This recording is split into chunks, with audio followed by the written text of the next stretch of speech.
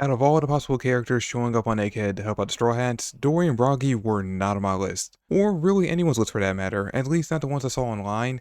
No one was predicting these two showing up. Between the chapters, I've seen people draw out names like Judge and Caesar making their way to Egghead to pick up Vegapunk, hoping to recruit their fellow scientists into their newly formed Neo-Mads, possibly adopting the much younger clone Sussy into the mix as well as Dragon and the Revolutionaries rushing towards the futuristic island, both chasing after Kuma and also answering a call for help made by Shaka before he unfortunately passed. And there was even talk of the Straw Hat Grand Fleet storming the island in search of Luffy due to his Vivi card almost certainly burning away for a bit after he died on Wano, as well as Shanks and the Red Hair Pirates, Blackbeard and part of his crew, Marco with the original Miss Buckingham Sussy, and Smoker for reasons. And while all of those, with the obvious exception of Smoker, would have been amazing reveals, and their inclusion to the arc would have not only led to some epic moments and battles, but also branched off into amazing story beats for post-Egghead, I think that Dorry and Brogy being the ones to show up might be the absolute best decision Oda could have made. For one, just the two of them alone are a force strong enough to, if not completely wipe out, at the very least severely weaken the 100 ship Buster Call currently bombing Egghead. I mean, just look at how scared they had the Marines at the end of the chapter. The Marines are firing cannonballs at them point blank, enough to easily take down a couple battleships, and yet Dorry and Brogy are just casually swatting them away. And if there's any other members of the giant warrior pirates with them, then it's kinda GG's go next for all the marine ships currently there. Also, their ship is massive, like 10 times the size of any of the ships standing between them and Egghead, and definitely much larger than Sunny, which is good, because that solves the problem of how everyone will get off the island. They can just plop the Sunny right onto their ship and sail straight back to Elbaf, which is where the crew wanted to go next anyway. And much more importantly, it's revealed at the end of the chapter that they know Luffy is Nika, which means that Elbaf is going to end up being a much more important arc than any of us thought it would, because we're bound to find out new information from them about the Sun God. And I think that's actually now what has me the most excited about the upcoming Elbaf arc, because I figured at first the most interesting part of the Straw Hats stopping on the island would be whatever happens with Usopp, since for years it's been theorized that once they reach Elbaf, he would get some kind of major development, whether it be a brand new type of weapon to give him a major power boost, mastering his observation haki, unlocking a new type of haki, or even something that makes him more relevant to the overall story. But now this is it. Once we get to Elbaf, everyone's focus is going to be solely on what new information about Sun God Nika we can learn from the Giants. And don't get me wrong, we'll still want Elbaf to be heavily focused on Usopp. It's about time he had an arc devoted to his development, but even him doing something like unlocking Conqueror's haki on the island will end up completely overshadowed. But that's a situation for future us. Current us just have to enjoy the reveal of two of our favorite giants storming Egghead. Though I do have to dash some hopes I'm sure some fans might have by this reveal, I doubt that Shanks will be with them, nor do I think he'll still be on the island when they finally get to Elbaf. No, their meeting is going to have to wait just a bit longer. But hey, assuming he's still alive, we could possibly see Luffy and Kid reuniting, which is going to end up being hilarious once Luffy sees what Shanks did to him. And you know what, for the hell of it, let's just say that Law and Beppo somehow swam their way from where they fought Blackbeard all the way to Elbaf as well, and get a full reunion between all three captains. But with the mystery of who it was that destroyed the marine ship in the last chapter closed, we now just need to answer the question of who was it that moved Luffy. A mystery I wish Oda would have really just answered in this chapter, because at this point, there's no real narrative reason to hide it anymore. It's already clear to anyone who has eyes that Kizaru doesn't want to kill Vegapunk, Kuma, and Bonney, and that he's been dragging his feet throughout the whole process, giving the Straw Hats time after time to stop him.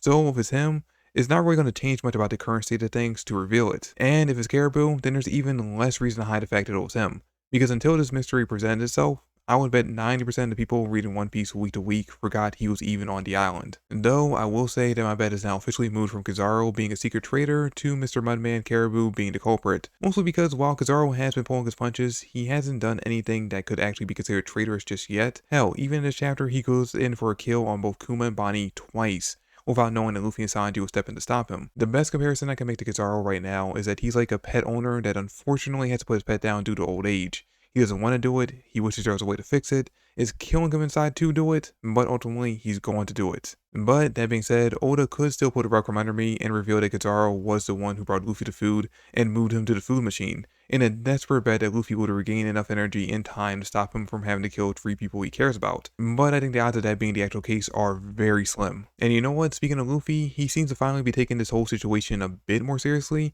as we see him not only use armor and haki to punch Kizaru out of the sky in this chapter, but he also turns the ground to rubber in order to make sure Bonney and them don't die from their fall, which is good. This means that everyone's chances of surviving this just shot up by a lot, and it'll shoot up even more once Zoro stops playing around with the Catman and focuses on the real threats. That being said, Luffy's still seemingly not using Kakuratake in his attacks, but Oda's probably saving that for when he has to fight Saturn. Because even if it's brief, that fight is on the list of things that has to happen before this arc is over. And speaking of said list, we can now cross one more thing off it, because in this chapter, we finally get the moment where both Kuma and Bonney see Luffy in Gear 5 and realize that he is Sun God Nika. Honestly, that panel of her watching him jump in the classic Nika pose in front of the sun might be a top 10 One Piece moment for me. And I love that panel of Bonney tearing up at the sight of him, because just a few chapters ago, Saturn had basically convinced her that the savior her father looked up to and spent his whole life trying to emulate wasn't real. But now, here he is, right in front of her, reaffirming everything she ever believed in, which is great not only for her emotional state,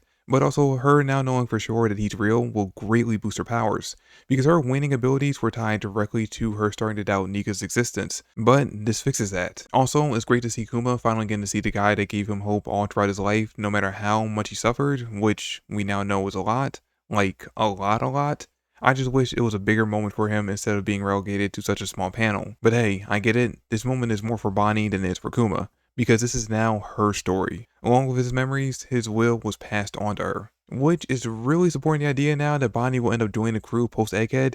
Even if she doesn't become an official member of the Straw Hats, she's going to be sticking around them similar to how Vivi did prior to Alabasta. And while I'm still very much team carrot for Nakama, Bonney is definitely a good replacement. And hey, she comes with a small army of Pacifista at her command.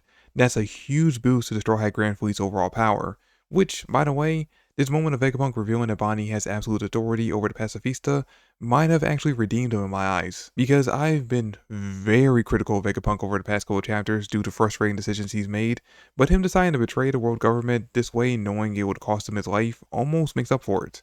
Almost. I still personally think he could have made the kill switch inside of Kuma the one that gives him back his personality instead, since Saturn honestly didn't know what it did anyway, but I'm willing to let that go now, mostly because this was such an epic reveal, and because the chapter pretty much confirmed he's not making it off the island. I mean, technically the jury's still out on that, there's still a chance they could save him by getting him to one of the other Vegapunks or maybe even Chopper, but it's not very likely. But hey, maybe he'll live long enough to actually see the giant robot do something.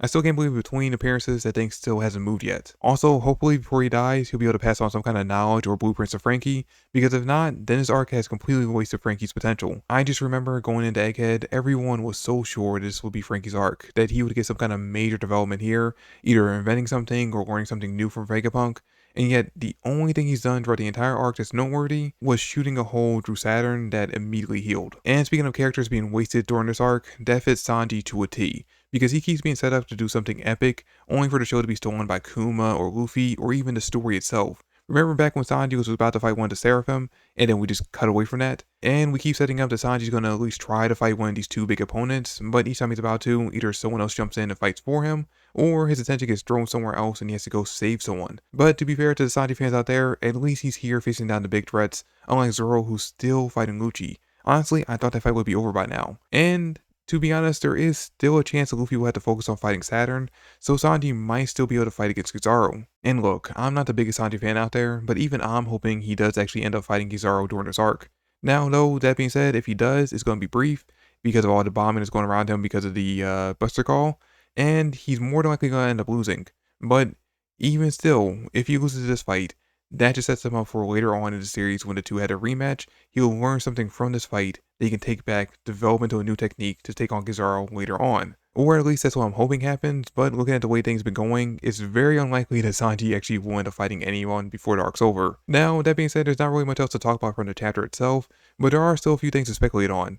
Like, now that we know that Bonney has complete authority over the Pacifista, because Vegapunk didn't want Kuma to actually put her in any danger, whether it be himself or a clone, does this mean she'll also have control over Esper as well? And also, as each chapter goes by and Saturn continues to get more and more frustrated about everything that's going on around him, this makes me wonder what's going to end up happening with York. Will Saturn keep his deal and actually get her off the island? Or is he basically going to leave her there to die along with everyone else? These are more vast questions that most likely won't be answered in the next chapter, or even the next few chapters, but with the way chapter 1106 developed, I'm honestly at the edge of my seat waiting to see what happens next. And I'm sure you guys are too, so let me know in the comments down below, what do you think is coming up in the next chapter?